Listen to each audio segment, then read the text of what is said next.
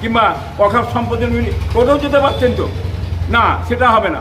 তোমরা ভোট নেবে দিল্লি যে ভোট, মানে তোমার আন্দোলন এখানে নেই, তার আগামী যে এখানে ইলেকশন ভোট আসছে, হ্যাঁ, এখন তো মমতার দরকার, তো দিল্লি যে ভোট নেওয়া দরকার, তাই বাংলার মানুষের কাছে ভোট চাইছেন কেন? উনি কী হিসাবে বাংলার মানুষকে ভোট চাইতে যাবেন? উনি দিল্লি যে ভোট চাও, এটাই তো আমরা বলতে চাই।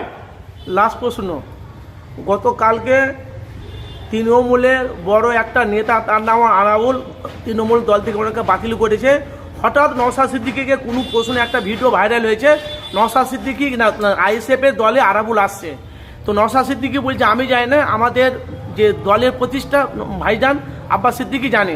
ভাইজানকে আমি প্রশ্ন করলাম যে আগামী দিনে দেখা যাক কি হয়, আরাবুলকে কি নেবে দলের মধ্যে? আরাবুলকে দেখুন, আইএসএফে প্রত্যেকটা দলের একটা রীতিনীতি আদর্শ আছে, কি মেনেন?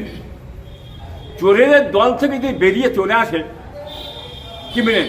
কয়লা চোর, আপনার গরু চোর, আপনার বালি চোর, চাকরি চোর, কি মেনেন? আর মানুষের উপরে মেরে পিটিয়ে লুট দাঁড়াত করে সন্ত্রাসী কার্যকলাপ করে মানুষের অধিকার ছিনিয়ে নিয়ে, হ্যাঁ, আজকে যদি সেই দল থেকে যদি বেরিয়েছে একটা আইএসএফ দলে যে ঢোকে, তার আইএসএফ দলের ভাবমূর্তিটা খারাপ হবে, মানুষের সে বিশ্বাসযোগ্য জিনিসটা মানুষের মধ্যে থেকে সরে যাবে। অতএব এটা উচিত হবে বলে মনে করিনি আমি। ঠিক আছে, কি মেনেন?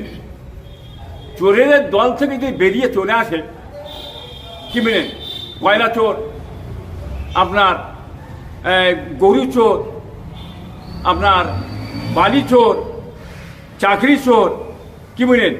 আর মানুষের উপরে মেরে পিটিয়ে লুট দাঁড়াত করে সন্ত্রাসী কার্যকলাপ করে মানুষের অধিকার ছিনিয়ে নিয়ে, হ্যাঁ, আজকে যদি সেই দল থেকে যদি বেরিয়েছে একটা আইএসএফ দলে যে ঢোকে, তার আইএসএফ দলের ভাবমূর্তিটা খারাপ হবে।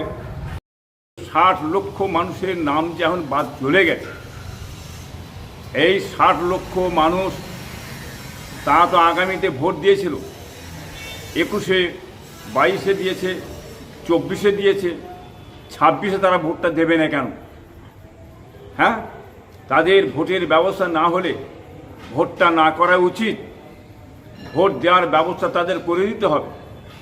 আর শুভেন্দু তো উল্টো পাল্টা